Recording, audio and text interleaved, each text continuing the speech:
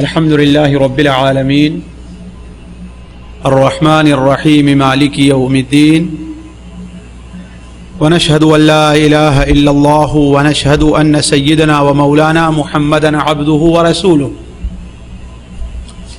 أرسله إلى الناس كافة بشيرا ونذيرا أما بعد فإن خير الحديث كتاب الله وخير الهدي هدي محمد صلى الله عليه وسلم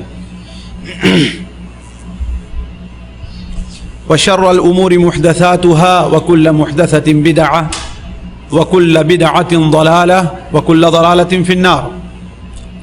أعوذ بالله السميع العليم من الشيطان الرجيم. بسم الله الرحمن الرحيم.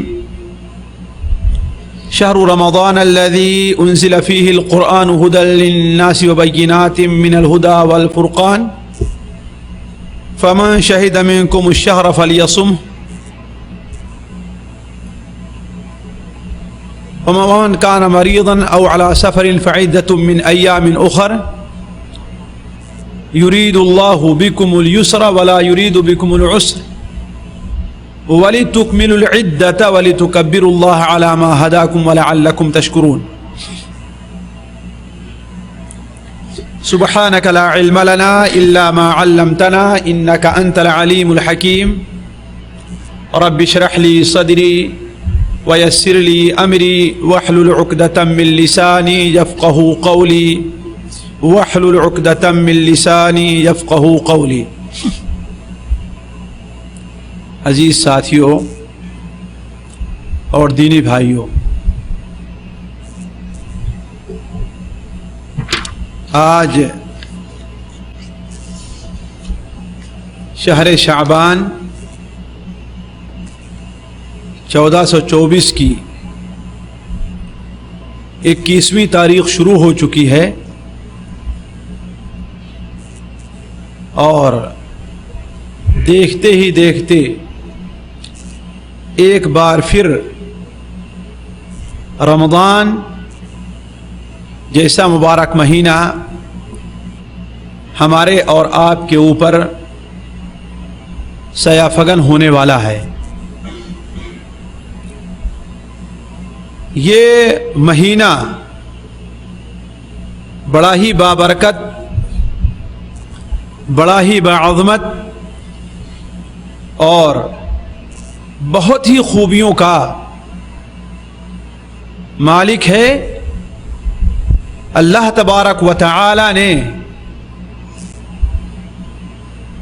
مہینوں کے اندر جو مقام اس مبارک مہینے کو دیا ہے کسی دوسرے مہینے کو نہیں دیا۔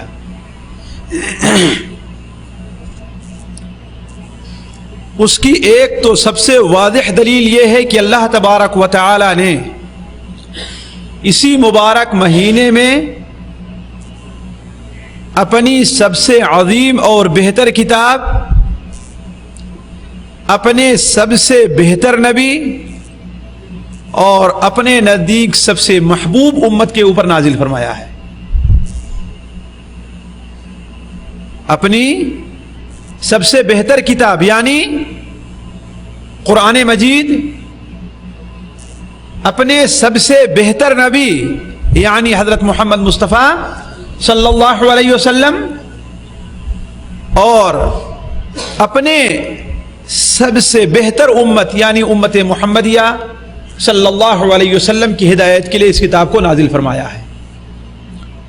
جیسا کہ اللہ تبارک و تعالی نے قرآن مجید میں ارشاد فرمایا، وہ آیت جو ہم نے ابھی آپ کے سامنے رکھی کہ شہر رمضان الذی انزل فیہ القرآن ھدی للناس وبینات من الھدی والفرقان۔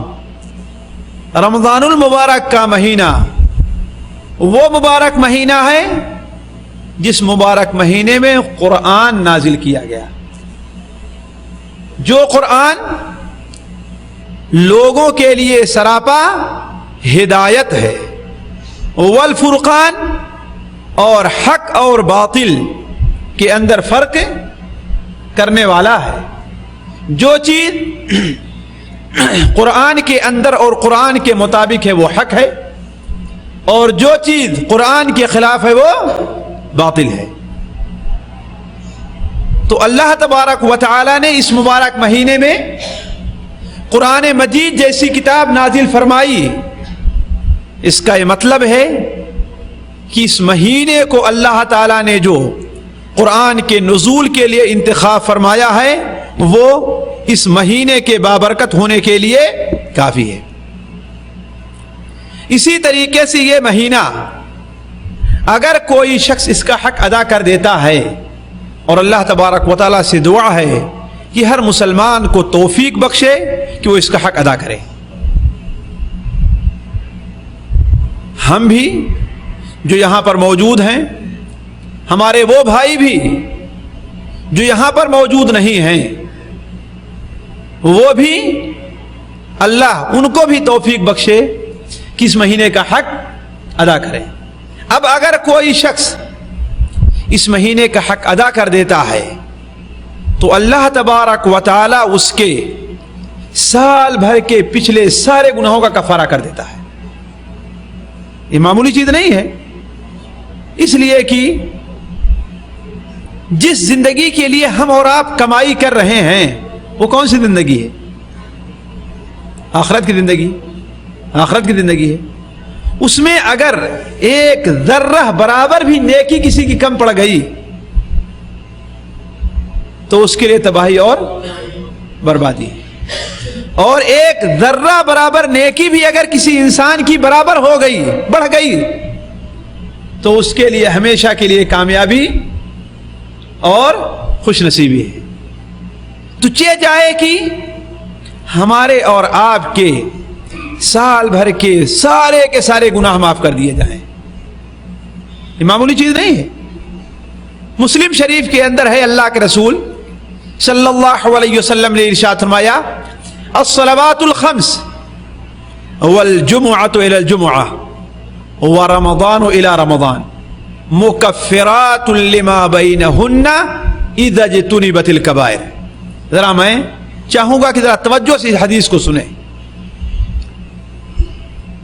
5 وقتہ نمازیں، 5 وقتہ نمازیں، ایک جمعہ دوسرے جمعہ تک، ایک جمعہ دوسرے جمعہ تک، ایک رمضان دوسرے رمضان تک کے گناہوں کا کفارہ ہے. 5 وقتہ نمازیں اور ایک جمعہ دوسرے جمعہ تک اور ایک رمضان دوسرے رمضان تک کے گناہوں کا کفارہ ہے، بشرطے کہ اذا اجتنبت الکبائر، بندہ کبیرہ گناہوں سے، بڑے بڑے گناہوں سے بچتا رہے. بڑے بڑے گناہ جنہیں اللہ تبارک و تعالی نے جن کا ارتکاب بندوں پر حرام قرار دیا ہے اور اس کے ارتکاب پر عذاب کی دھمکی دی ہے، ان گناہوں سے اگر انسان بچتا رہے تو اللہ تبارک و تعالی ایک رمضان سے دوسرے رمضان کے گناہوں کا بندے کا کفارہ کر دیتا ہے. لیکن شرط ہے، ذرا غور کریں گے. کیا شرط ہے؟ کہ بندہ بڑے بڑے گناہوں سے بچتا رہے. اور یہ بڑا اہم مسئلہ ہے، بڑے بڑے گناہوں سے بچنا. اسی لیے ضروری یہ ہے کہ ہم اور آپ یہ بھی سیکھیں کہ بڑے بڑے گناہ آخر ہیں تو کون. ابھی شاید پوچھنے لگے تو کتنے بھائی ہیں جو بڑے بڑے گناہ 9 گنا دے گے ہمیں. مسئلہ ہو جائے گا.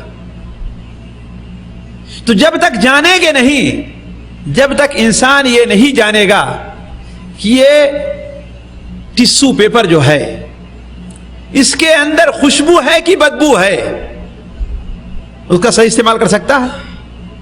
اسے ہم استعمال کریں گے تو ہمارے منہ اور ہمارے ماتھے کے پسینے کو صاف کرے گا یا کہ اسے اور بھی گندا کر دے گا؟ اس وقت تک استعمال کرے گا؟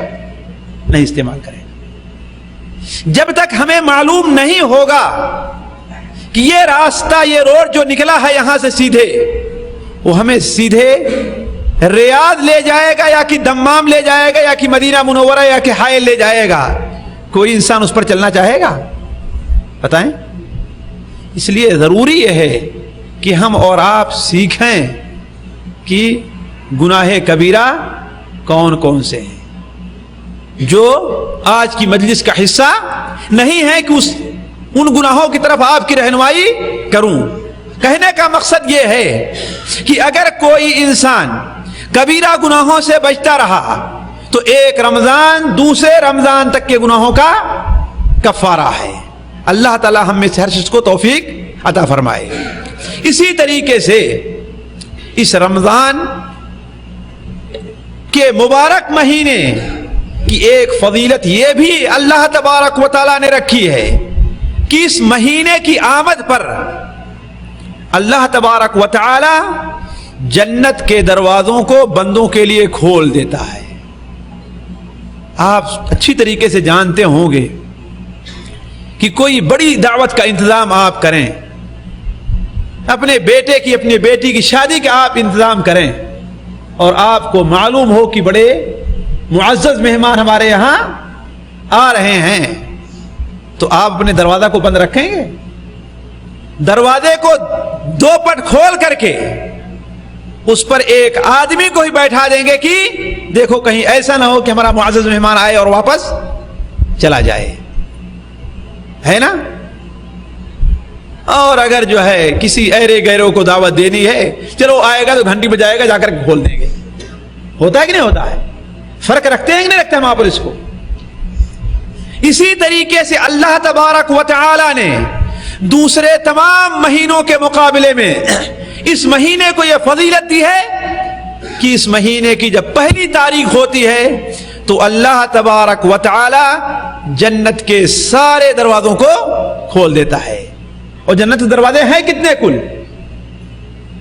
جی کتنے دروازے ہیں؟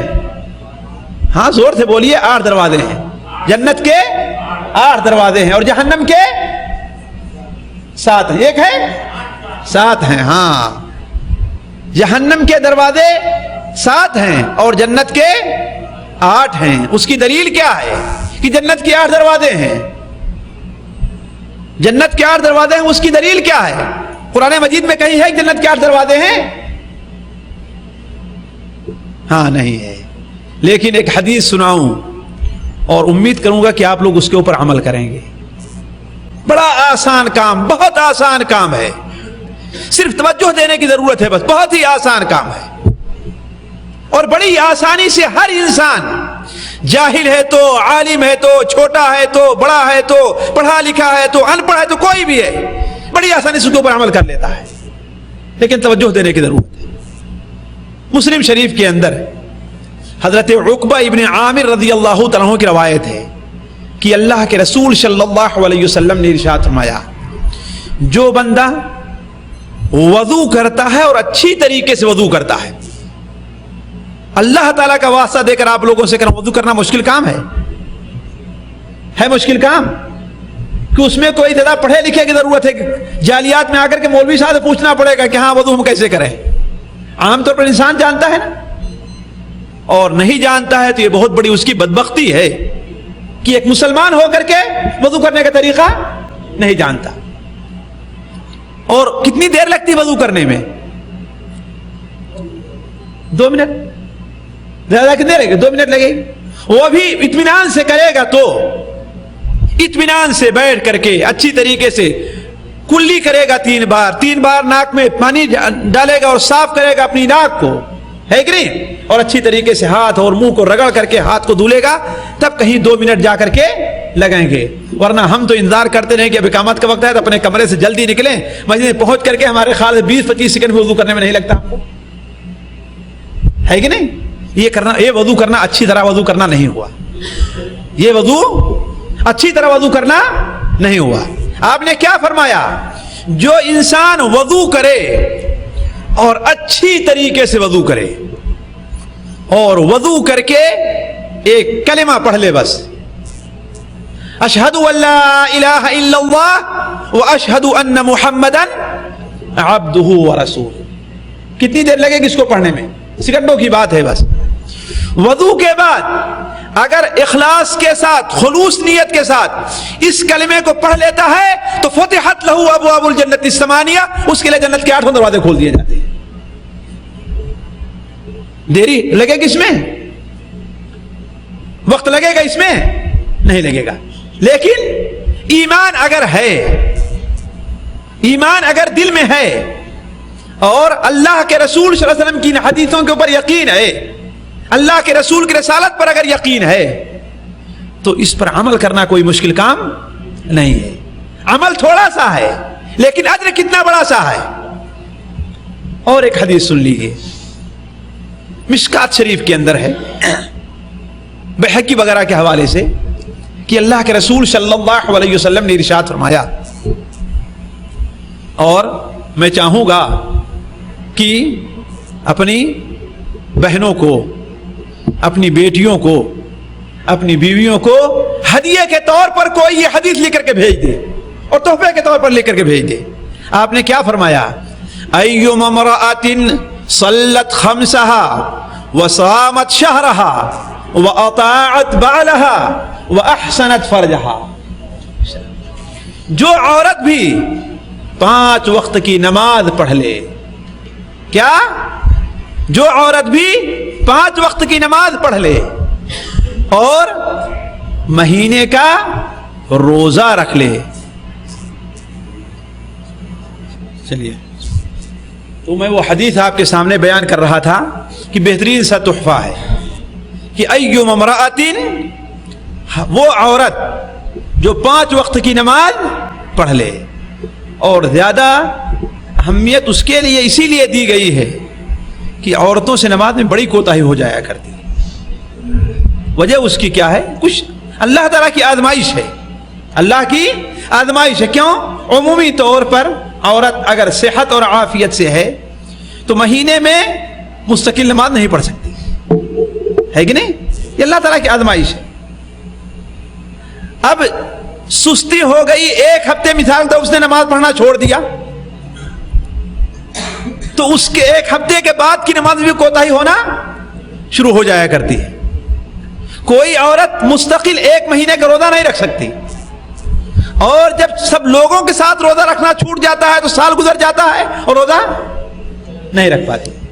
اسی لیے اللہ کے رسول صلی اللہ علیہ وسلم نے بڑی اہمیت کے ساتھ بیان فرمایا. آپ نے کیا؟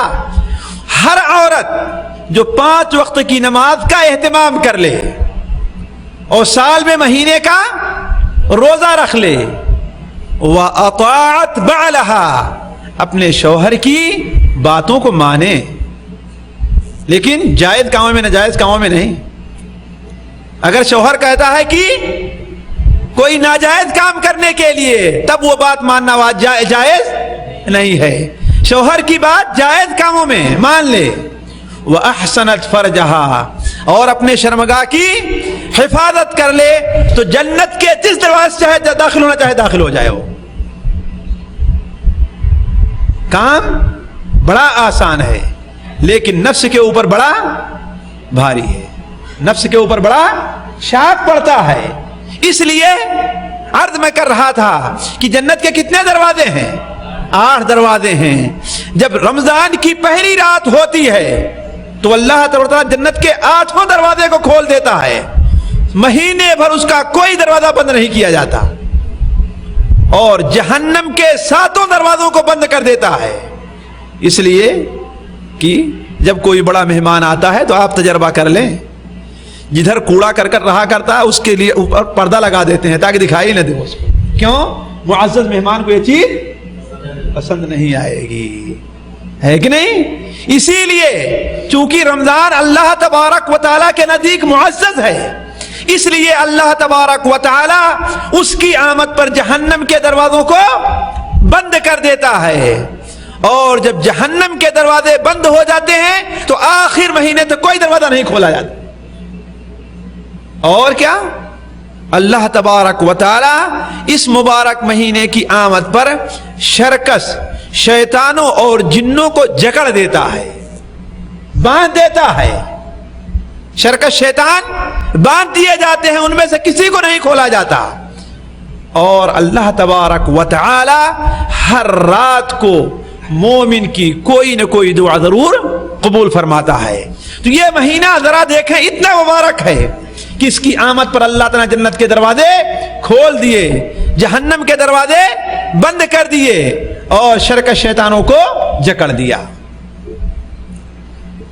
اسی طریقے سے اس مبارک مہینے کی ایک فضیلت یہ بھی ہے کہ اگر کوئی انسان اس مبارک مہینے کی فضیلت سے محروم رہ گیا تو وہ انسان بڑا ہی محروم ہے.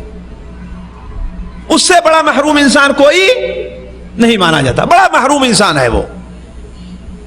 جیسا کہ اللہ کے رسول صلی اللہ علیہ وسلم نے ارشاد فرمایا کہ ایک بار آپ منبر پر چڑھے تو آپ نے کیا فرمایا؟ آمین. دوسری سیڑھی پر چڑھے تو آمین, تیسری پر چڑھے تو آمین. صحابہ اکرام نے عرض کیا اے اللہ کے رسول صلی اللہ علیہ وسلم, آج آپ نے ایسا کام کیا ہے کہ آج سے پہلے کبھی نہیں کرتے دیکھا گیا آپ کو.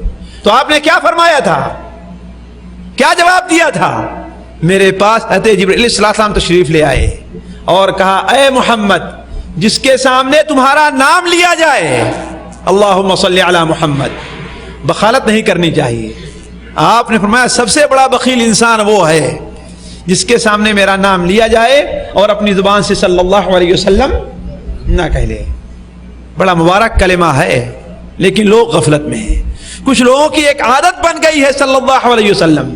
نہیں, ذرا یہ سوچ کر کے کہ اس معنی کی اہمیت کیا, اس کلمے کی اہمیت کیا ہے, اس کلمے پر اللہ تعالیٰ ہمیں ثواب کیا دیتا ہے.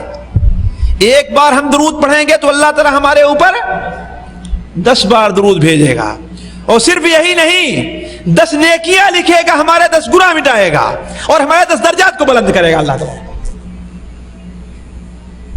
اس لیے میں کہتا ہوں آج یہاں سے جانے کے بعد ایک عمل کا التزام کر لیں. بس صبح کو روزانہ کم سے کم 10 بار اللہ کے رسول صلی اللہ علیہ وسلم درود ضرور بھیج دیا کریں. اللهم صل على محمد وعلى آل محمد كما صليت على إبراهيم وعلى آل إبراهيم إنك حميد مجيد. اللهم بارك على محمد وعلى آل محمد كما باركت على إبراهيم وعلى آل إبراهيم إنك حميد مجيد آخر تک. اور اس طریقے سے شام کو بھی 10 بار. آپ صلی اللہ علیہ وسلم نے ارشاد فرمایا کہ جو انسان 10 بار صبح کو اور 10 بار شام کو ہمارے اوپر درود بھیج دیتا ہے تو اللہ تبارک و تعالی اس کے لیے ہماری شفاعت کو واجب کر دیتا ہے, ہماری شفاعت کو واجب کر دیتا ہے. تو آپ نے کیا فرمایا کہ حضرت جبرائیل علیہ السلام نے کیا فرمایا کہ جس کے سامنے آپ کا نام لیا جائے اور آپ پر وہ درود نہ بھیجے وہ اللہ تعالیٰ کی رحمت سے دور ہو. تو ہم نے کہا آمین. آپ نے فرمایا, حضرت جبرائیل علیہ السلام نے فرمایا دوبارہ کہ جو اپنے والدین کو زندگی میں پا جائے اور ان کی خدمت کر کے جنت حاصل نہ کر لے, اپنے گناہوں کو مغفرت نہ کرا لے, وہ اللہ تعالیٰ کی رحمت سے دور ہو. ہم نے کہا آمین. اور جو رمضان المبارک کا مہینہ پائے اور رمضان المبارک کا مہینہ پا کر کے اپنی مغفرت نہ کرا لے وہ بھی اللہ تعالیٰ کی رحمت سے دور ہو. ہم نے کہا آمین. ذرا غور کریں, سب سے افضل فرشتہ بد دعائیں دے رہا ہے اور سب سے افضل نبی اس کے اوپر آمین کہہ رہا ہے. ایسی دعا اور بد دعا کی قبولیت میں کوئی شک ہو سکتا ہے؟ نہیں ہو سکتا ہے. تو اس رمضان کی ایک فضیلت یہ بھی ہے کہ اگر کوئی شخص اس میں کوتاہی کرتا ہے تو وہ اللہ تعالیٰ کے نزدیک بڑا محروم ہے. لیکن سوال یہ ہے کہ اس رمضان کی یہ فضیلت ہے اور اس مبارک مہینے کی آمد ہے, لیکن ہم نے اس کے لیے تیاری کیا کی ہے؟ سوال ہے, ہم نے اس کے لیے تیاری کیا کی ہے؟ ہم اس کی آمد پر خوش ہیں؟ خوش ہیں اس کی آمد پر؟ بڑا بھاری پڑ رہا ہے لوگوں کو ہاں کہتے ہیں, لوگ جانتے ہیں اپنے طور پر کہ خوشی نہیں ہے, بڑی محنت ہوتی ہے, روزہ رکھنا بڑی مشکل ہوتی ہے, بڑا بھاری پڑ رہا ہے. میں سمجھ رہا ہوں کہنا کہ ہم خوش ہیں کہ نہیں خوش ہیں, اور ہم جیسے لوگ جو کہہ رہے ہیں خوش ہیں, اللہ بہتر جانتا ہے کہ ان کے کہنے کی نیت کیا ہے کہ نہیں. لیکن اگر یقیناً کوئی خوش ہے تو تو یقین مان لے کہ وہ بڑا ہی خوش نصیب انسان ہے. اس مبارک مہینے کی آمد پر اگر خوش ہے تو بڑا ہی خوش نصیب انسان ہے. کیوں؟ اس لیے کہ اللہ تبارک و تعالی پر ایمان لانے کی ایک شرط یہ بھی ہے کہ جو چیز اللہ کو محبوب ہو اس سے محبت کرے اور جس چیز سے اللہ کو نفرت اس سے نفرت کرے. اور اگر یہ شرط ہمارے اندر نہیں پائی جا رہی ہے تو اس کا مطلب ہے کہ ایمان ہمارا خطرے میں ہے. گانا سننا اللہ تعالیٰ کو ناپسند ہے اور ہمیں پسند ہے. بھلا بتائیں ہمارا ایمان صحیح ہے کہ خطرے میں ہے؟ جھوٹ بولنا اللہ تعالیٰ کو ناپسند ہے اور ہم بڑے شوق سے جھوٹ بولتے ہیں دھوکہ دینے کے لیے. تو ہمارا ایمان صحیح ہے کہ خطرے میں ہے؟ ایمان کا آپ اچھی طریقے سے اندازہ لگا لیجئے کہ آپ کا جو دوست ہے، دوست کا دوست بھی آپ کا دوست بنتا ہے. حتیٰ کہ اگر دوست کے گاؤں سے بھی آپ گزرتے ہیں پھر بھی وہ گاؤں بھی آپ کو اچھا لگتا ہے. کیوں؟ اس لیے کہ آپ کے دوست کا گاؤں ہے. اس لیے عمومی طور پر بیوی کے خاندان والے اور اس کے گاؤں کو لوگ زیادہ پسند کرتے ہیں، ہے کہ نہیں؟ یہ فطری بات ہے انسان کی کہ اس کے خاندان کو اور اس کے گاؤں کو اور گاؤں والوں کو لوگ زیادہ پسند کرتے ہیں. کیوں؟ اس لیے کہ بیوی سے محبت ہوتی ہے اور انسان کی فطرت میں. اب اگر اللہ تبارک و تعالی سے محبت ہے تو ہر وہ کام جو اللہ تعالیٰ کو پسند ہے ہمیں پسند ہے، اور ہر وہ کام جو اللہ تعالیٰ کو ناپسند ہے وہ ہمیں بھی ناپسند ہے. اگر ہم اس مرحلے پر نہ پہنچے تو یقین مان لیں کہ ہمارا ایمان ابھی خطرے میں ہے، صحیح نہیں ہے، مکمل نہیں ہے.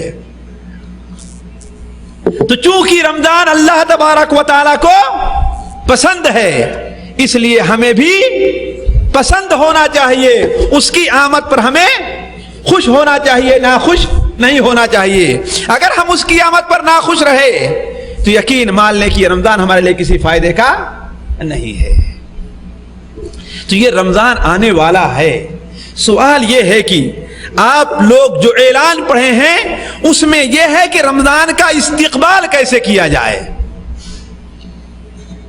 حالانکہ مولوی صاحب نے تو آ کر کے ہمیں دوسرا عنوان بتا دیا، اس طرح بھی کچھ اشارہ کروں گا کہ رمضان کے احکام اور مسائل آپ کے سامنے رکھوں. حالانکہ یہ بھی ضروری ہے، یہ بھی ضروری ہے، لیکن میں چاہتا ہوں کہ اس سے ضروری ابھی ہمارے اور آپ کے سامنے یہ ہے کہ ہم رمضان المبارک کا استقبال کس طریقے سے کریں، کن اعمال سے اس کا استقبال کریں، کس عقیدے اور کس جذبے سے اس کا استقبال کریں اور کن حالات سے اس کا استقبال کریں. ظاہر بات ہے، آپ اچھی طریقے سے پر غور کر لیجئے. مثال دے کے سمجھا رہا ہوں. اگر کوئی معزز مہمان آپ کے یہاں آتا ہے تو آپ اپنے گھر کی دیکھ بھال سب سے پہلے کرتے ہیں، صفائی کا، ستھرائی کا، ہے کہ نہیں؟ اور اگر نئی دلہن آ رہی ہو تو اس کا استقبال دیکھیں کیسے کریں گے آپ. کارپیٹ بھی گھر کا بدل دیں گے، گھر کے اندر لپائی پتائی بھی ہو جائے گی. ہوتا ہی نہیں ہوتا ہے؟ اس کے لیے بہترین سی مسہری اور چارپائی بھی لائی جائے گی. کیوں؟ اس لیے کہ وہ معزز ہے، وہ معزز ہے.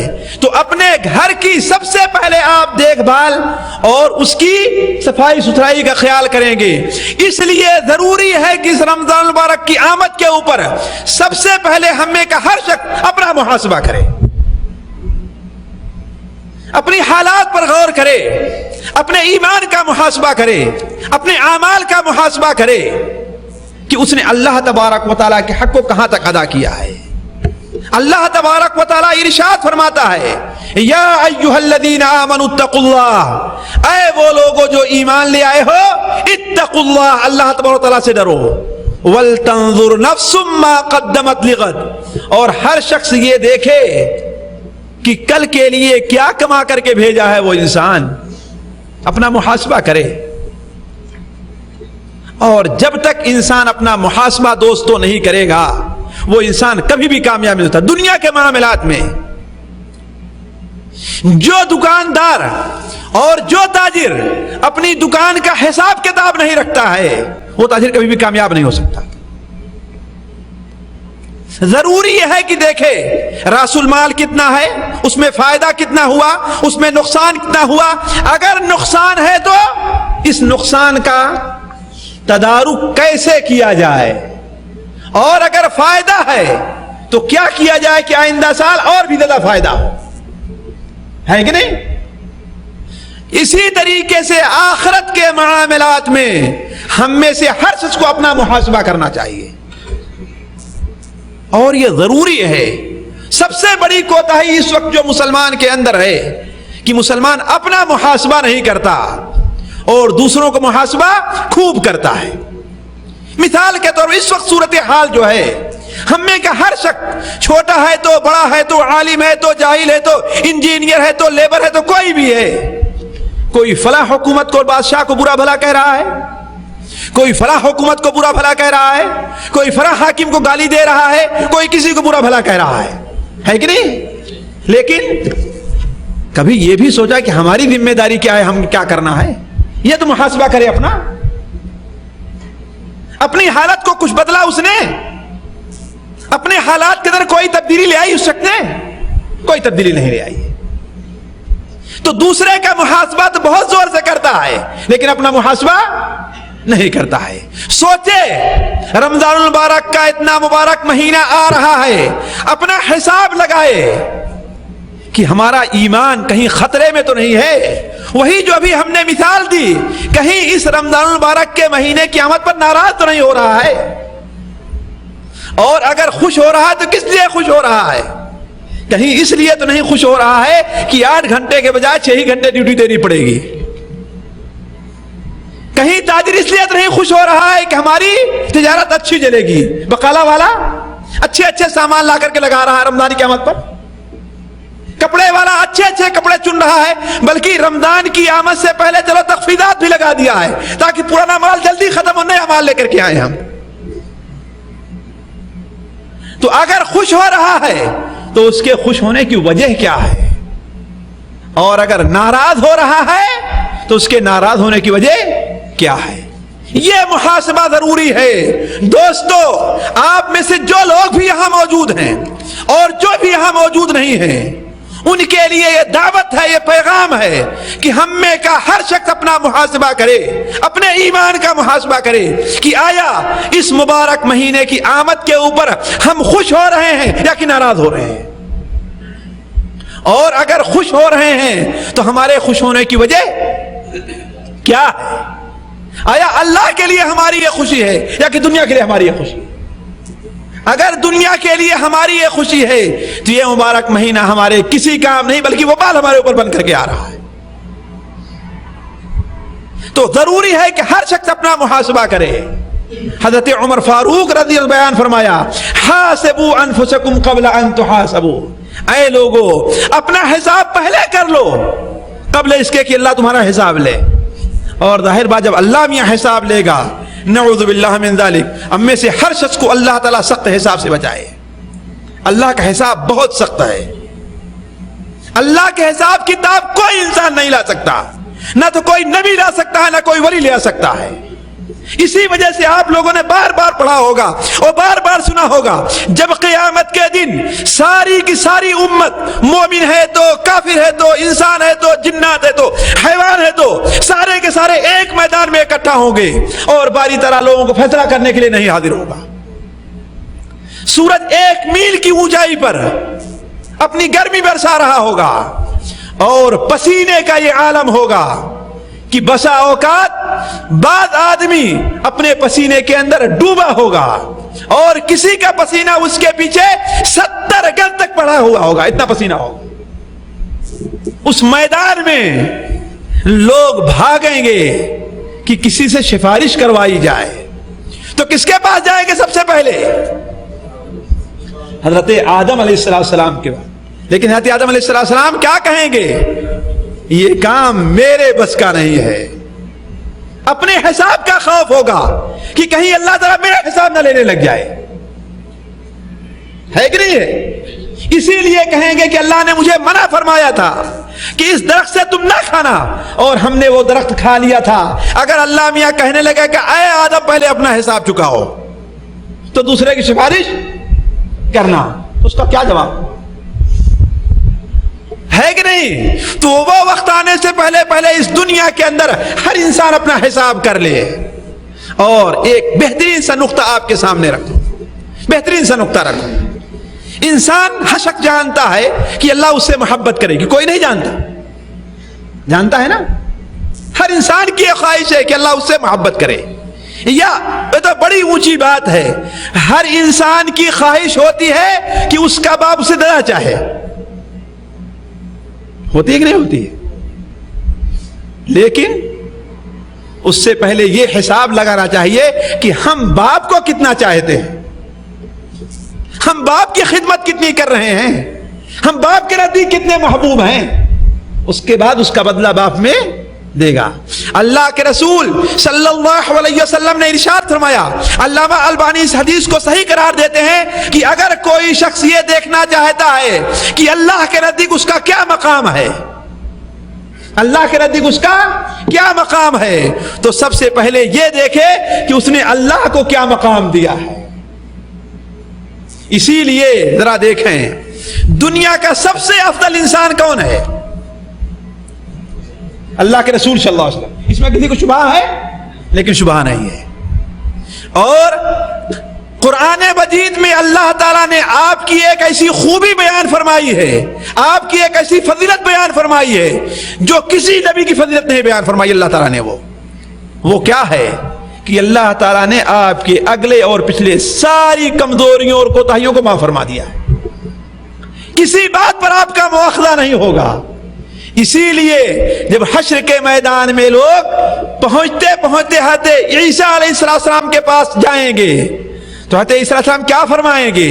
جاؤ محمد کے پاس، اللہم صلی علی محمد۔ کیوں؟ اس لیے کہ ان کی وہ ذات ہے جن کے اگلے پچھلے سارے گناہوں کو اللہ تعالیٰ نے معاف فرما دیا ہے نا؟ لیکن آپ صلی اللہ علیہ وسلم نے اللہ کو کیا مقام دیا تھا، یہ بھی تو دیکھیں نا۔ آپ کو جو یہ مقام حاصل ہوا ہے صرف اس لیے نہیں کہ آپ عبداللہ کے بیٹے اور ہاشم کے پوتے تھے، عبد المطلب پوتے، یہ نہیں ہے۔ وجہ اس کی یہ ہے کہ اللہ کے رسول صلی اللہ علیہ وسلم نے اللہ تعالیٰ کی ذمہ داری کا حق بھی ادا فرمایا ہے، اور حق ادا فرمانے کے باوجود آپ کی زندگی کا آخری لمحہ تھا تو آپ کیا فرما رہے تھے؟ اللہم اغفر لی والحقنی بالرفیق الاعلی، اے اللہ تعالیٰ مجھے معاف فرما دے اور مجھے رفیق اعلیٰ سے جا کر کے ملا دے۔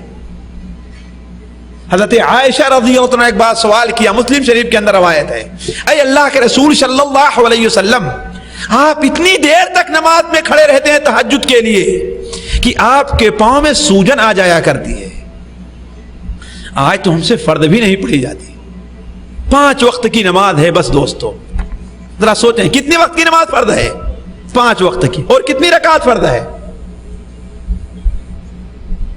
گننا پڑے گا، 17 رکعت۔ بول فرض کتنی رکعت ہے؟ 17 رکعت ہے۔ 17 رکعت پڑھنے میں کتنی دیر لگے گی؟ ایک رکعت کو 1 منٹ لے لیجئے، آپ 1.5 منٹ لے لیجئے، 2 منٹ لے لیجئے، کتنی دیر لگے گی؟ چلیے 30 منٹ، آدھا گھنٹہ لگے، اور 24 گھنٹے میں آپ آدھا گھنٹے کا وقت اللہ کے لیے نہیں نکال سکتے؟ اس سے بڑی بدبختی اور کون ہوگی؟ لیکن آپ لوگوں سے سوال ہے کہ بتائیے کتنے فیصد لوگ ہیں جو نماز پڑھتے ہیں؟ کتنے فیصد لوگ ہیں 5 وقت کی نماز بڑے اہتمام سے پڑھ لیا کرتے ہیں؟ یہاں ہمارا حال تو یہ ہے، سوچنے کا مقام، اللہ غور کرنے کا مقام، اپنا محاسبہ کریں ہم قبل اس کے کہ ہمارا حساب اللہ تعالیٰ لینا شروع کرے، فرشتے ہمارا حساب لیں، ہم خود اپنا حساب کر لیں پہلے۔ کسی نے 1 وقت کی پڑھ لی تو کسی نے 2 وقت کی پڑھ لی، وہ بھی کب؟ چونکہ دکان کے وقت میں نماز کا وقت آتا ہے اس لیے آسانی سے پڑھ لیا کرتے ہیں۔ اس میں بھی کتنے ایسے بدبخت ہیں کہ دکان بند ہوتی ہے، اذان ہوتی ہے، دکان بند کر کے اپنے کمرے میں چلے جایا کرتے ہیں، خاص کر کے عشاء کے وقت۔ ہوتا ہے کہ نہیں ہوتا ہے؟ یہ کتنی بڑی بدبختی ہے. جبکہ اللہ کے رسول صلی اللہ علیہ وسلم رات کے اندر وقت رات میں تہجد کے لیے جب کھڑے ہوتے تھے تو اتنا لمبا قیام فرماتے تھے کہ آپ کے پار کے اندر سوجن آ جایا کرتے تھے. حضرت عائشہ نے کیا فرمایا؟ اے اللہ کے رسول صلی اللہ علیہ وسلم، اللہ تعالیٰ نے آپ کے اگلے پچھلے سارے گناہوں کو معاف فرما دیا ہے، آپ اتنی تکلیف کیوں اٹھاتے ہیں؟ تو آپ نے کیا جواب دیا تھا؟ اے عائشہ، کیا میں اللہ تعالیٰ کا شکر گزار بندہ نہ بنوں؟ اللہ کا شکر گزار بندہ نہ بنوں؟ ذرا آپ غور کریں، ایک بڑا مالدار شخص ہو، بڑا ہی مالدار شخص ہو، وہ آپ کے کوئی بہت بڑے کام آ جائے، آپ کے پاس گھر نے، اس نے گھر بنوا کے دے دیا آپ کو، تو آپ کا کیا حق بنتا ہے کہ اس کا کم سے کم شکریہ تو ادا کریں. بلکہ واللہ اگر آپ عقل مند ہیں، اگر شیطان کا تسلط آپ کے اوپر نہیں ہے، تو آپ کے دل میں یہ خواہش اور جذبہ رہے گا کہ وہ کون سا وقت آئے کہ وہ اس کے بھی کسی کام آ جاؤں، اور آپ کو خوشی ہوگی، ہے کہ نہیں ہے؟ چاہے آپ کو مہینہ 2 مہینہ 3 مہینے ساری تنخواہ اس کے لیے قربان کر دینی پڑے. کیوں؟ اس لیے کہ اس نے دنیا میں صرف ایک گھر بنا کر کے آپ کو دے دیا ہے، جو دنیا کا ہر انسان بنا سکتا ہے. لیکن اللہ نے آپ کو کتنی چیزیں عطا فرمائی ہیں کہ اگر ایک آنکھ آپ کی خراب ہو جائے، دنیا کی کوئی طاقت آپ کی آنکھ بنا کے نہیں دے سکتی. اس کا شکریہ ادا کیا ہم نے. تو جو انسان یہ دیکھنا چاہتا ہے کہ اللہ کا مقام اس کے اللہ کے نزدیک اس کا کیا مقام ہے، تو سب سے پہلے یہ دیکھے کہ اس نے اللہ تعالیٰ کو کیا مقام دیا ہے، اللہ کے احکام کی کیسی پابندی کی ہے. تو عرض کرنے کا مقصد کہ سب سے پہلے حساب لیا جائے، اپنے ایمان کا محاسبہ کیا جائے، اپنی نماز کا محاسبہ کیا جائے، اپنی زکوٰۃ کا محاسبہ کیا جائے. اور عمومی طور پر زکوٰۃ کے بارے میں، بلکہ میں شیخ سے کہوں گا کہ تفصیل سے یہ چیز آپ لوگوں کے سامنے رکھیں. زکوٰۃ کے معاملے عمومی طور پر لوگ کوتاہ ہیں، حتیٰ کہ یہاں تک احساس نہیں ہوتا کہ زکوٰۃ ہمارے اوپر واجب ہے کہ نہیں واجب ہے. میں جانتا ہوں کہ عمومی طور پر لوگوں کے گھروں کے اندر اتنا زیور رہا کرتا ہے کہ اس کے اوپر زکوٰۃ واجب ہے. عمومی طور پر یہ رہا کرتا ہے. 7.5 تولہ سونا اور 52.5 تولہ چاندی. 7.5 تولہ سونا کیا ہے؟ صرف 80-85 گرام ہے بس، یہ اور زیادہ ہے. کم سے کم سعودیہ میں رہنے والے اپنی بیوی کو اتنا سونا بنوا ہی دیتے ہیں. یہ الگ معاملہ ہے جو اپنا بینک بیلنس کیے ہوئے ہیں. کتنے لوگ ہیں جو سوچتے ہیں کہ ہاں اس کی ہم زکوٰۃ ادا کریں گے؟ کتنے لوگ ہیں؟ جبکہ زکوٰۃ اسلام کے رکن میں سے ایک رکن ہے. اگر وہ نہ ادا کی گئی تو اس کا مطلب ہے کہ اسلام کے ایک رکن کو اس نے چھوڑ دیا ہے. تو میں عرض کر رہا تھا کہ سب سے پہلی چیز یہ ہے کہ انسان اپنا محاسبہ کرے، اپنے ایمان کا محاسبہ کرے، اپنی نماز کا محاسبہ کرے، اپنی زکوٰۃ کا محاسبہ کرے. اگر اس میں کوتاہی ہو رہی ہے تو اس رمضان المبارک کے مہینے کی آمد پر ان تمام کوتاہیوں کو دور کرے. اور اسی کے ساتھ ساتھ وہ کرتا کیا ہے اپنا اس کا بھی محاسبہ کرے. کہیں فلمیں تو نہیں دیکھتا، کہیں جھوٹ تو نہیں بولتا، کہیں کفیل کی چوری تو نہیں کرتا، کہیں غیبت اور چگلی تو نہیں کرتا. بہت سے گناہ ہیں کبائر جس کے اندر انسان پڑا ہوا ہے. محاسبہ کرے کہ اتنا مبارک مہینہ آ رہا ہے، کہیں ہم ان لوگوں میں نہ ہو جائیں جو کبائر کا ارتکاب کرتے ہیں اور اس کا نتیجہ کیا نکلے گا؟ اللہ تعالی ہماری مغفرت نہیں فرمائے گا. تو اپنا محاسبہ کر کے کبائر سے توبہ کرے. تو پہلی یہ چیز ہے جس کا استقبال رمضان سے پہلے کرنا چاہیے. وہ کیا چیز ہے؟ کہ ہر انسان اپنا محاسبہ کرے. اور یہاں سے جا کر کے ایک میری بات سن لے کہ ہر انسان جب یہاں سے جائے تو سونے سے پہلے سوچے کہ کیا ہم نے اپنا محاسبہ کیا؟ کیا ہم اس لائق ہیں کہ ہمارا انتقال ہو جائے تو ہم اس حالت میں اللہ تعالیٰ کے نزدیک حاضر ہو سکتے ہیں؟ یہ کیا ہے؟ محاسبہ کرے اور سوچے ہمارے ایمان کے اندر کیا کوتاہی ہے، ہماری نماز میں کیا کمیاں رہ گئی ہیں، ہمارے روزے میں, ہمارے حج میں, ہماری زکات میں کیا کمیاں رہ گئی ہیں؟ ہم نے اسے پورا کیا؟ اور اگر نماز بھی پڑھ لی ہے اور زکات بھی دے لی ہے, ایمان کا ہی محاسبہ کر لیا ہے, تو کہیں ہم سے بڑے بڑے کبائر گناہ کا ارتکاب تو نہیں ہو رہا ہے؟ ایک چیز. دوسری چیز یہ ہے کہ اس کے بعد ہم میں سے ہر شخص کے دل کے اندر ایک جذبہ ہونا چاہیے, یہ خواہش ہونی چاہیے کہ ہم عمل کے میدان میں اس رمضان المبارک میں اتریں گے. اس رمضان المبارک میں جو عمل کرنے کے ہیں, نیک عمل ہیں, وہ عمل ہم بڑے ہی اہتمام کے ساتھ ادا کریں گے. اگر یہ جذبہ ہمارا نہیں ہوا تو اس کا مطلب یہ ہے کہ پھر بھی ہم خطرے میں ہیں. اب سوال یہ ہے کہ اس مبارک مہینے کے وہ اعمال کیا ہیں جس کے استقبال کے وقت اس کا ہم اہتمام کریں. سب سے پہلی بات تو یہ ہے, اس مبارک مہینے کا سب سے اہم عمل کون سا ہے؟ روزہ ہے. سب سے اہم عمل کیا ہے؟ روزہ ہے. روزہ کس کو کہتے ہیں؟ روزہ عربی لفظ کا ترجمہ صوم سے لیا گیا ہے. اور صوم کے معنی کیا ہوتا ہے؟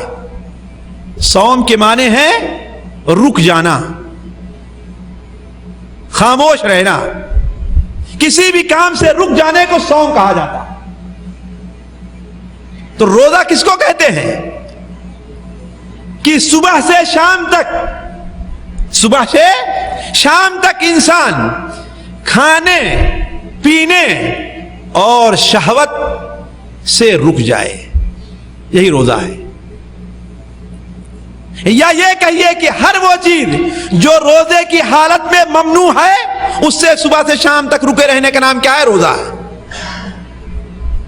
ہے نا. یہی تو روزہ ہے نا. صبح سے شام تک لے کر کے ہر ایسے کام سے جسے اللہ تعالی روزے کی حالت میں منع کیا ہے اس سے رک جائیں. مثال کے طور پر کھانا ہے, پانی ہے, اور بیوی کے ساتھ تعلقات ہیں.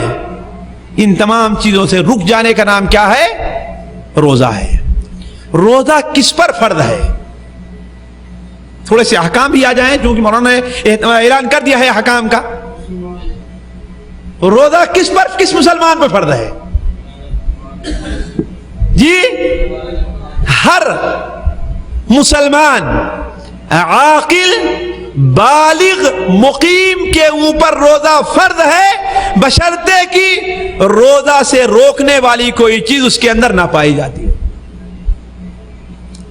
ہر عاقل, ہر مسلمان عاقل بالغ مقیم کے اوپر روزہ فرض ہے, بشرطے کہ روزہ سے روکنے والی کوئی چیز اس کے اندر نہ پائی جاتی ہو. مثال کے طور پر عورت ہے, مسلمان بھی ہے, عاقل بھی ہے, بالغ بھی ہے, لیکن حالت حیض میں ہے تو روزہ رکھے گی؟ کیوں؟ اس لیے روزہ سے روکنے والی ایک چیز اس کے اندر پائی جا رہی ہے. ایک انسان ہے, مرد ہے, عاقل ہے, بالغ ہے, مقیم بھی ہے, سب کچھ ہے, لیکن اتنا مریض ہے کہ اگر روزہ رکھے تو اس کا مرض بڑھ جائے گا, تو اس کے روزہ رکھنا ہے؟ نہیں روزہ رکھنا ہے. تو روزہ فرض ہے ہر مسلمان پر, عاقل پر, بالغ پر, مقیم کے اوپر, بشرطے کہ روزہ سے روکنے والی چیزیں اس کے اندر نہ پائی جائیں. یہ روزہ فرض ہے. اس لیے کافر کے اوپر روزہ فرض نہیں ہے. کافر پر روزہ فرض نہیں ہے. اگر روزہ رکھے بھی تو اس کا روزہ قبول نہیں کیا جائے گا. نماز پڑھے اس کی نماز قبول نہیں کی جائے گی. زکات دے اس کی زکات قبول نہیں کی جائے گی. ہے کہ نہیں؟ اسی طریقے سے کوئی انسان عاقل ہو, مجنون ہو, پاگل ہے, آپ کیا کہیں گے؟ زبردست سے نماز پڑھوائیں گے, اس سے روزہ رکھوائیں گے؟ کیوں؟ اس لیے کہ روزہ رکھنے کے لیے نیت کرنا ضروری ہے. روزہ رکھنے کے لیے نیت کرنا ضروری ہے. وہ نیت کیسے کی جائے گی؟ زبان سے نیت کرنا نیت نہیں کہتے ہیں. نیت دل کے ارادے کو کہتے ہیں. دل کے ارادے کو کہتے ہیں. یعنی انسان کی یہ نیت رہے کہ صبح سے شام تک میں اللہ تبارک و تعالیٰ کے لیے کھانے پینے اور روزے کو توڑنے والی چیزوں سے رکا رہوں گا. یہی نیت ہے. اور مجنون اور پاگل جو ہے وہ نیت نہیں کر سکتا، اس لیے اس کے اوپر روزہ فرض نہیں ہے۔ بالغ کے اوپر فرض ہے، روزہ نابالغ پر فرض نہیں ہے۔ بالغ پر روزہ فرض ہے، نابالغ پر فرض نہیں ہے۔ کیوں؟ اس لیے کہ جتنے اعمال اسلام ہیں اس کے وجوب کے لیے شرط ہے کہ انسان بالغ اور عاقل ہو، لیکن عادت ڈالنے کے لیے بچوں کو روزہ رکھوایا جائے گا۔ لیکن ایک بات اور بتا دوں، اگر ان کے اندر طاقت نہیں ہے تو روزہ رکھنے پر انہیں مجبور نہیں کیا جائے گا۔ اور یہ ایک بدعت ہمارے یہاں پائی جاتی ہے کہ زبردستی 4 سال اور 5 سال کے بچے بچیوں کا روزہ رکھواتے ہیں، اور جس دن وہ روزہ رہے گا شام کو بڑی سی دعوت کرتے ہیں۔ واللہ آج کل تو دن چھوٹے ہیں، 1980 81 82 کی بات میں کر رہا ہوں، اخبارات کے اندر میں دیکھتا تھا کتنے بچوں کا انتقال ہو جاتا تھا اس میں۔ زبردستی باپ رکھواتے تھے، اور گرمی کا موسم تھا 1980 81 جن لوگوں نے پایا ہے وہ جانتے ہو کتنی سخت گرمی رہا کرتی تھی۔ سخت گرمی اس قدر تھی کہ ایک بار میں اپنے کمرے میں دلی کے اندر بیٹھا ہوا تھا، ایک مولوی صاحب آتے ہیں، کہتے ہیں کہ مولانا دعا کیجئے اب برداشت سے باہر ہے۔ وہ گرمی تھی، یعنی بڑے اس گرمی کو نہیں برداشت کر سکتے تھے، لیکن پھر بھی کچھ بیوقوف اور جاہل لوگ زبردستی اپنے بچوں کو روزہ رکھواتے تھے۔ اس کا گناہ ان کے اوپر ہوگا، بلکہ اگر اسلامی حکومت ہو تو ان سے دیت دلوانی چاہیے۔ تو نابالغ بچوں سے عادت ڈالنے کے لیے روزہ رکھوایا جائے گا۔ 10 سال کے ہیں، 9 سال کے ہیں، 8 کے ہیں، 11 کے ہیں، 12 کے ہیں، 13 کے ہیں، 14 کے ہیں، یعنی بلوغت سے پہلے کے ہیں، لیکن انہیں اگر طاقت نہیں ہے تو مجبور نہیں کیا جائے گا۔ یہاں مجبور کیا وہاں پر ناجائز کام کا ارتکاب ہوگا، خصوصاً ایسے وقت میں جس سے وہ سخت تکلیف محسوس کریں یا ان کا انتقال ہو جائے، ایسی حالت میں کبھی بھی جائز نہیں ہوگا۔ تو روزہ مسلمان پر، عاقل پر، بالغ پر، مقیم پر روزہ فرض ہے، مسافر پر روزہ فرض نہیں ہے۔ لیکن اگر سفر میں روزہ رکھنے کی طاقت رکھتا ہے، روزہ رکھنے کی طاقت رکھتا ہے، تو آج کل میں کہوں گا روزہ رکھ لینا بہتر ہے۔ اب آپ کہیں گے کیوں؟ آپ اپنی طرف سے فتویٰ دے رہے ہیں، کیوں؟ اس لیے کہ عمومی طور پر لوگوں کو دیکھا گیا ہے کہ ایک وقت دن کا روزہ چھوٹ جاتا ہے تو سال بھر روزہ قضا کرنے کی توفیق نہیں ملتی ہے کہ نہیں؟ اس لیے میں کہتا ہوں کہ بغیر کسی تکلیف کے، اگر معمولی سی تکلیف اٹھا کر کے بھی کوئی آدمی سفر میں روزہ رکھ لے تو عام لوگوں کے لیے بہتر ہے۔ اور یہ بات جائز ہے کہ سفر کے اندر تکلیف ہے یا نہ ہے، اگر کوئی انسان سفر میں ہے تو وہ روزہ افطار کر سکتا ہے، لیکن بعد میں جب اس کا سفر ختم ہو جائے گا تو وہ اپنا روزہ رکھے گا، پورا کرے گا، ہے کہ نہیں؟ فعدۃ من ایام اخر، جتنے دنوں میں روزہ افطار کیا اتنے دنوں کی گنتی کو پورا کرنی ہوگی۔ تو مقیم پر، مسافر کے اوپر روزہ فرض نہیں ہے۔ البتہ ایک بات اور یہاں پر بیان کرتا چلوں، عمومی طور پر لوگوں کو سوال رہتا ہے کہ مثال کے طور پر ہم سعودیہ میں روزہ رکھنا شروع کیے، ہمیں پاکستان یا انڈیا یا بنگلہ دیش جانا ہے کہ نہیں؟ یہاں پر کتنا روزہ ہے ہمارا؟ علی سبیل مثال 22 روزہ ہے، وہاں پر کتنا ہوگا؟ 19 یا 20 ہوگا، ایک دن یا 2 دن کا عمومی فرق رہتا ہے۔ تو کہتے اب اگر ہم انڈیا یا پاکستان جا رہے ہیں تو کیا کریں؟ 30 پورا کر کے، 29 پورا کر کے روزہ افطار کر دے، یا ان لوگوں کے ساتھ بھی روزہ رکھیں؟ یا انڈیا اور پاکستان میں ہیں، یہاں پر آ گئے، وہاں ان کا 18 روزہ ہے اور یہاں لوگوں کا 20 یا 19 چل رہا ہے، تو اب کیا کریں گے؟ اپنا روزہ پورا کریں کہ لوگوں کے ساتھ افطار کریں گے؟ یہ بات آپ ایک نقطہ نوٹ کر لیجئے، افطاری کا دن وہ ہے جس دن سارے لوگ افطاری کریں۔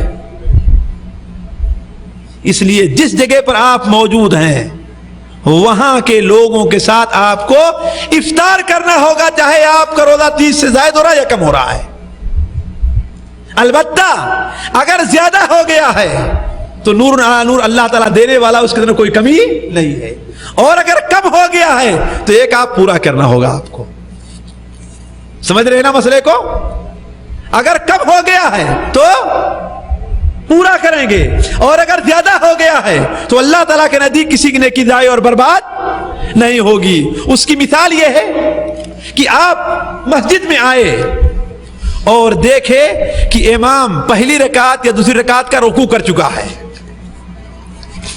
اب کیا کریں گے؟ آپ انتظار کریں جب تیسری رکعت کے لیے دوسری کے لیے کھڑا ہوگا تب اس میں شامل ہوں گے؟ نہیں، جس حال میں امام کو پائیں اس میں شریک ہو جائیے، اگرچہ آپ کو 2-3 سجدے زیادہ کیوں نہ کرنے پڑ جائیں، ایک سجدہ زیادہ ہی کیوں نہ کرنا پڑ جائے، لیکن آپ کے اوپر واجب ہے، ضروری ہے کہ آپ امام کے ساتھ اسی حالت میں شامل ہو جائیں، لیکن اس رکعت کو شمار نہیں کریں گے۔ آ رہی بات سمجھے نا؟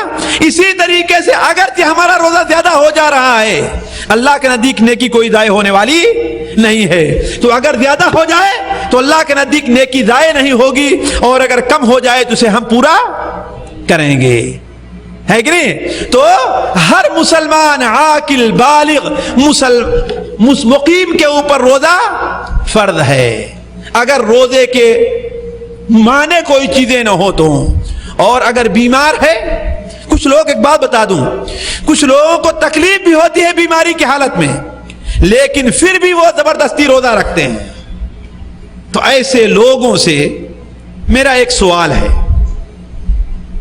اگر ان کو یہ خطرہ ہے کہ اگر ابھی ہم نے روزہ نہیں رکھا تو سال گزر جائے گا، میں بعد میں روزہ نہیں رکھ پاؤں گا، تو ایسے لوگ اپنا روزہ رکھ لیں، لیکن اپنے ایمان کی اصلاح کر لیں، اپنے ایمان کی اصلاح کر لیں۔ مثال میں آپ کو دیتا ہوں، دیکھیے، آپ کام کر رہے ہیں، کام کا وقت ابھی آپ کا باقی ہے، لیکن آپ کا سیٹ، آپ کا کفیل، آپ کا باپ، آپ کا بڑا بھائی آتا ہے، کہتا ہے ایسا کرو، چلو چھوڑ دو اس کو، بعد میں آ کر کے پورا کر لینا، بعد میں آ کر کے پورا کر لینا۔ تو اگر آپ اس کی بات مان لیں اور کام چھوڑ دیں اور بعد میں آ کر کے پورا کر لیں تو اس پر وہ خوش ہوگا کہ نہیں خوش ہوگا؟ خوش ہوگا نا؟ حالانکہ ایک کام ہے جو آپ کرنا، آپ اسے چھوڑ دے رہے ہیں۔ اسی طریقے سے اللہ تعالیٰ کو یہ پسند ہے کہ اگر کسی بندے کو چھوٹ دے رہا ہے تو اس کی چھوٹ سے فائدہ انسان اٹھائے اور بعد میں اسے پورا کر لے۔ اللہ کے رسول صلی اللہ علیہ وسلم کی حدیث ہے کہ جس طریقے سے اللہ تعالیٰ کو یہ پسند ہے کہ اس کے فرائض پر عمل کیا جائے، اسی طریقے سے اللہ تعالیٰ کو یہ بھی پسند ہے کہ اگر کوئی چھوٹ دیتا ہے تو اس سے فائدہ حاصل کر لیا جائے۔ یہ نہیں ارے بھائی ہم تو روزہ رکھ سکتے ہیں، ہمیں کوئی تکلیف نہیں ہے، نہیں، اللہ نے چھوٹ دی، اس سے فائدہ اٹھاؤ، اس سے فائدہ اٹھاؤ، اور یہ چیز اللہ تعالیٰ کو پسند ہے۔ البتہ ہاں اگر یہ خطرہ ہو کہ اگر آج چھوٹ گیا تو ہمارا کام ایسا ہے، ہمارا ماحول ایسا ہے، ہمارا ایمان ایسا ہے کہ ہم اس کو پورا نہیں کر سکیں گے، تو اسے پورا کر لینا چاہیے، اسے پورا کر لینا چاہیے۔ اسی طریقے سے اگر کوئی ایسا مریض ہے، یہ بھی سنتے چلیں، آپ لوگوں کو ضرورت پیش آئے گی، اگر ایسا مریض ہے کہ اس بیماری سے شفا یاب ہونے کی امید نہیں ہے، مثال کے طور پر ہمارے کوئی بھائی ہوں، عمومی طور پر ہوتا ہے، ماشاءاللہ جسم بھی بڑا موٹا ہو جائے، سعودی عرب میں آ کر کے لوگ موٹے ہی ہو جایا کرتے ہیں، میرے علاوہ سارے لوگ موٹے ہو جایا کرتے ہیں، ہے کہ نہیں؟ عام طور پر اللہ نہ کرے انہیں شوگر کی بیماری ہو جائے، شوگر کی عام طور پر ہو جایا کرتی لوگ، اور اگر اسی کے ساتھ ساتھ بڑے پریشر کے ہائی ہونے کی بیماری ہو جائے تو اور بڑی مصیبت ہو جایا کرتی ہے نا؟ اللہ ہر مسلمان کو محفوظ رکھے اور شفا عطا فرمائے۔ اور جانتے ہیں کہ یہ دونوں بیماریاں ایسی ہیں کہ موجودہ جو طب ہے اس کے یہاں ان کا کوئی علاج نہیں ہے صرف پرہیز کے علاوہ، ہے کہ نہیں؟ اسی لیے بسا اوقات دیکھیں گے کہ آدمی لاکھوں اور کروڑوں کا مالک ہوتا ہے لیکن کھاتا ہے گھاس اور پات، صحت بھی اللہ تعالیٰ کی دی ہوئی نعمت ہے، صحت بھی اللہ کی دی ہوئی نعمت ہے۔ اگر کسی کو اللہ نے ایسی صحت دی ہے کہ جو چیز سامنے جائز آتی ساری وہ کھا لیتا ہے، کوئی چیز سے نقصان نہیں کرتی، تو اس پر اللہ تعالیٰ کا شکریہ ادا کرنا چاہیے، اپنی بہادری نہیں بیان کرنی چاہیے کہ ہم تو ایسا کر لیتے ہیں۔ اس لیے کہ جس اللہ نے تمہارے بھائی کو بیماری دی ہے وہ تمہیں بھی بیماری دے سکتا ہے، تو اس پر اللہ تعالیٰ کا شکریہ ادا کرنا چاہیے۔ بخاری شریف کے اندر ہے ایک حدیث سن لی حضرت عبداللہ ابن عباس رضی اللہ تعالیٰ عنہما بیان فرماتے ہیں کہ نعمتان مغبون فیہما کثیر من الناس، اللہ تعالیٰ کی دو نعمتیں ایسی ہیں جس کے بارے میں لوگ بڑی غفلت کے اندر ہیں۔ دو نعمتیں اللہ نے لوگوں کو ایسی دی ہیں جس سے لوگ بڑی غفلت میں ہیں۔ وہ دو نعمتیں کون کون سی ہیں؟ ایک تو صحت و عافیت کی نعمت ہے، اللہ تعالیٰ نے آپ کو جسم دیا ہے اور آپ کا جسم صحیح سالم ہے۔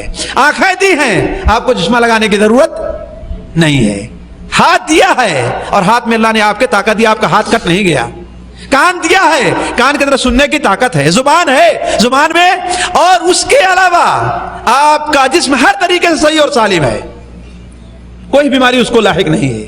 یہ اللہ کی بہت بڑی نعمت ہے، لیکن شکریہ ادا کرتا ہے کوئی؟ کتنے لوگ ہیں جس کا شکریہ ادا نہیں کرتے؟ اور دوسری کیا چیز ہے؟ دوسری کون سی نعمت ہے جس کے بارے میں لوگ غفلت میں ہیں؟ اچھا بتا دوں، بھولیں گے تو نہیں آپ لوگ؟ اگر بھولیں تو نہیں بتاتا میں، پھر بھولیں گے تو نہیں۔ دوسری چیز ہے کہ فراغ اور فرصت۔ انسان کو فرصت اگر نصیب ہے، یہاں جالیات آنے کے لیے اللہ تعالیٰ کی بہت بڑی نعمت ہے۔ نماز پڑھنے کے لیے فرصت ہے، روزہ رکھنے کے لیے فرصت ہے، قرآن پڑھنے کے لیے فرصت ہے، دین سیکھنے کے لیے فرصت ہے، تو یہ اللہ تعالیٰ کی بہت بڑی نعمت ہے۔ اسی لیے دن قیامت میں اس سے متعلق سوال بھی ہوگا، قیامت کے دن اس سے متعلق سوال بھی ہوگا کہ جو ہم نے تمہیں فرصت کا وقت دیا تھا اس کے اندر تم نے کیا کیا ہے؟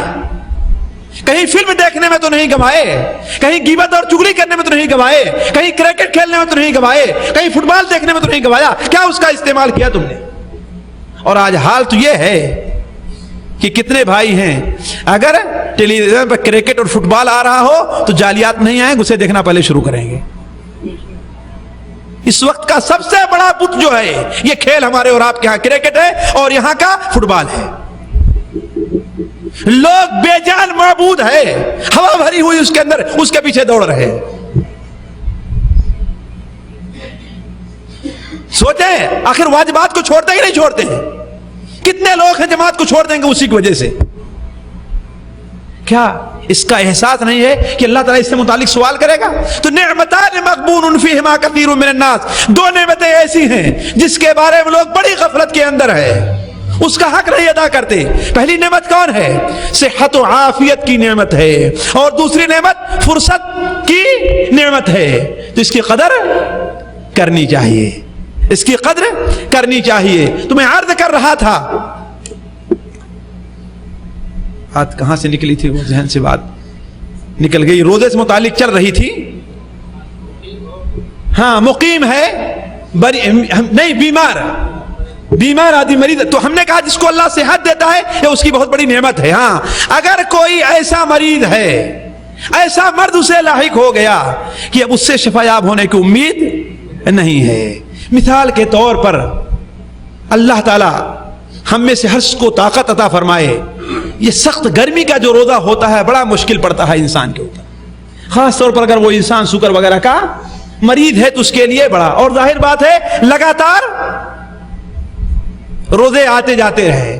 اب اگر وہ ایسا مریض ہے کہ ان دنوں میں افطار کر دے اور بعد میں ایک ایک کر کے دو کر کے سال میں پورا کر لے گا تو اسے روزہ افطار کر کے اس کی قضا کر لینی چاہیے، اور اگر بعد میں پورا نہیں کر سکتا، ایسا بیمار ہو گیا ہے، تو وہ کیا کرے گا؟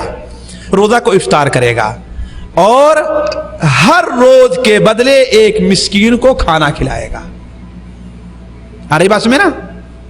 ہر روز کے بدلے ایک مسکین کو کھانا کھلائے گا۔ اسی طریقے سے ایسا بوڑھا کوئی ہے اس کے ہوش اور حواس باقی ہیں لیکن اتنا بوڑھا اور کمزور ہو گیا ہے کہ وہ روزہ نہیں رکھ سکتا. وہ روزہ، لیکن اب امید بھی نہیں کہ وہ اچھا بھی ہوگا. کہ ہے امید کسی بوڑھے کے اچھے ہونے کی؟ ہے کہ نہیں ہے؟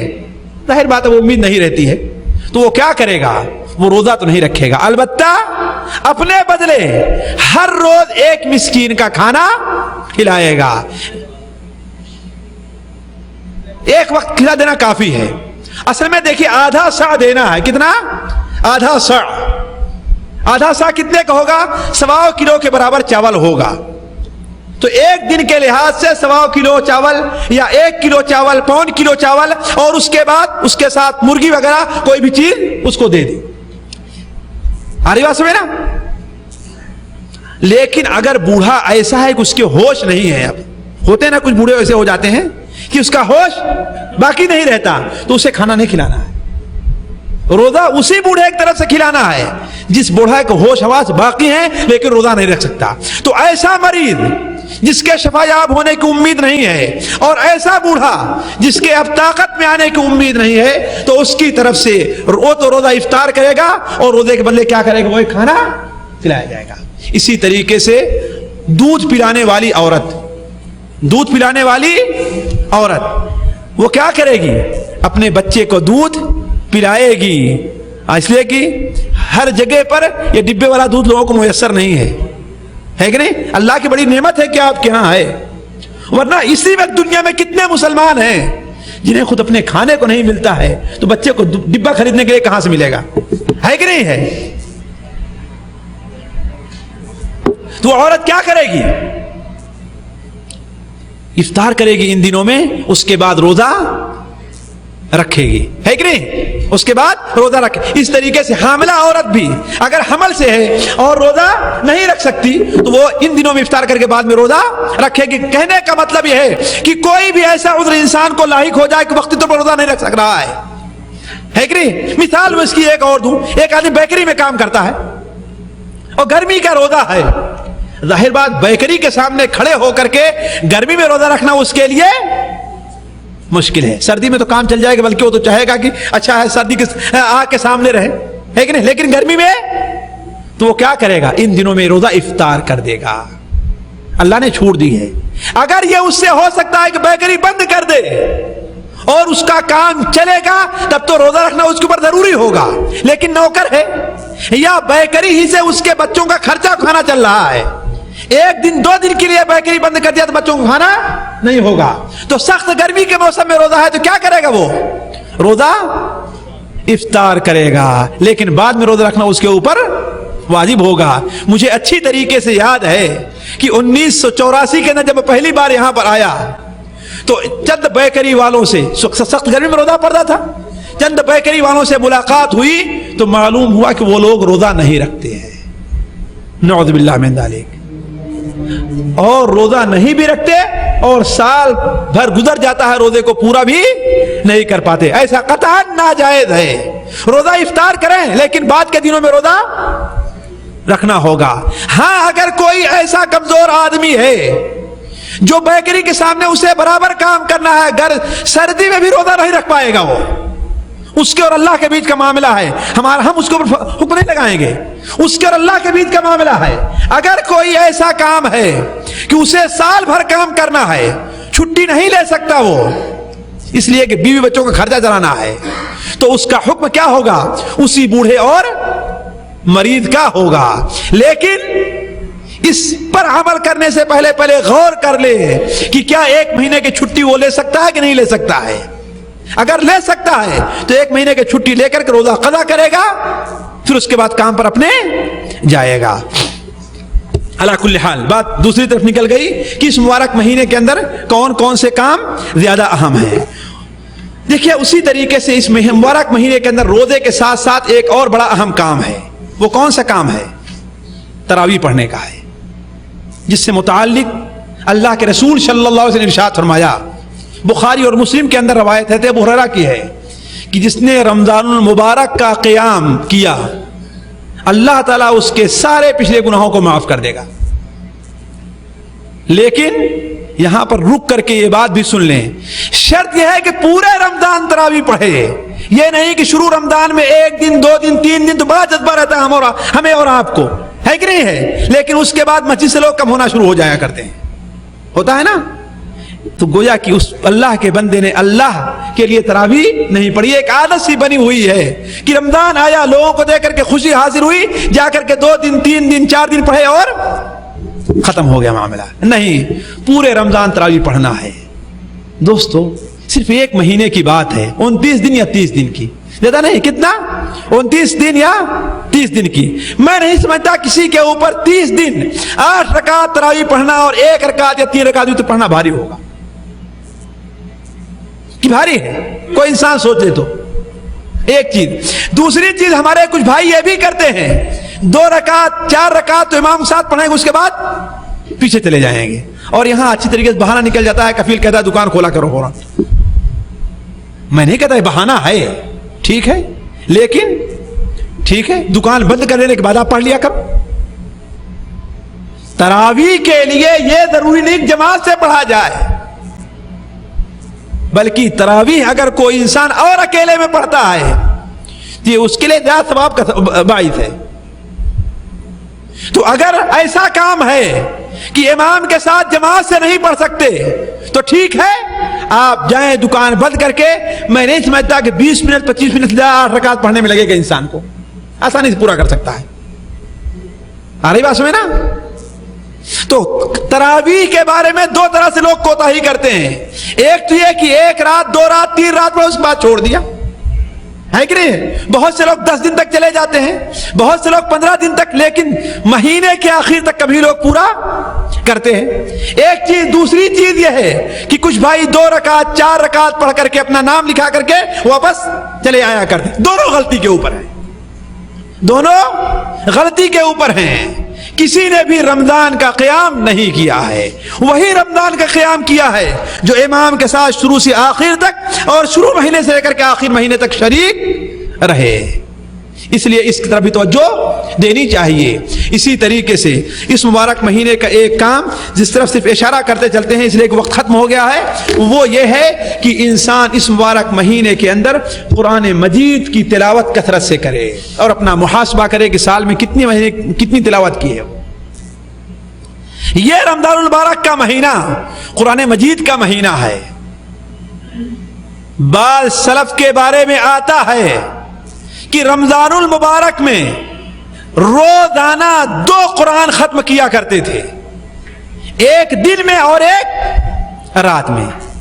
اور یہاں سعودیہ میں ہم نے دیکھا ہے کہ بعض مساجد تھیں کہ رمضان میں 2 ختم پڑھتے تھے، ایک تراویح کے اندر اور ایک قیام کے اندر، ایک تراویح میں اور ایک قیام میں. وعلیکم السلام. تو عرض کرنے کا مقصد یہ ہے کہ اس مبارک مہینے میں قرآن مجید کی تلاوت نہ چھوڑیں. جو بھائی نہیں پڑھے ہوئے ہیں قرآن مجید کو، ان کے لیے بہتر یہ ہے کہ اپنے ساتھیوں کے ساتھ مل کر کے اس کو پڑھ لیا کریں. اب مشائخ آ گئے ہیں، اس کا مطلب کہ ختم ہونے کا اعلان ہے. آخر میں اللہ تعالیٰ سے دعا ہے کہ اللہ تعالیٰ ہمارا اور آپ کا یہاں پر جمع ہونا قبول کرے. یہاں جمع ہونے کی برکت سے اللہ تعالیٰ ہمارے اور آپ کے گناہوں کو معاف کرے. اللہ تعالیٰ ہمیں اور آپ کو خلوص نیت کے ساتھ اور عملی جذبے کے ساتھ رمضان المبارک کے استقبال کی توفیق عطا فرمائے. اور جو سب سے اہم میرا پیغام آپ لوگوں کو ہے، وہ لوگ جو ہماری اس بات کو سن سکے ہیں اور وہ لوگ جو بعد میں پہنچے ہیں، ان سے ہے کہ اس رمضان المبارک کی آمد سے پہلے اپنے نفس کا محاسبہ کر لیا جائے.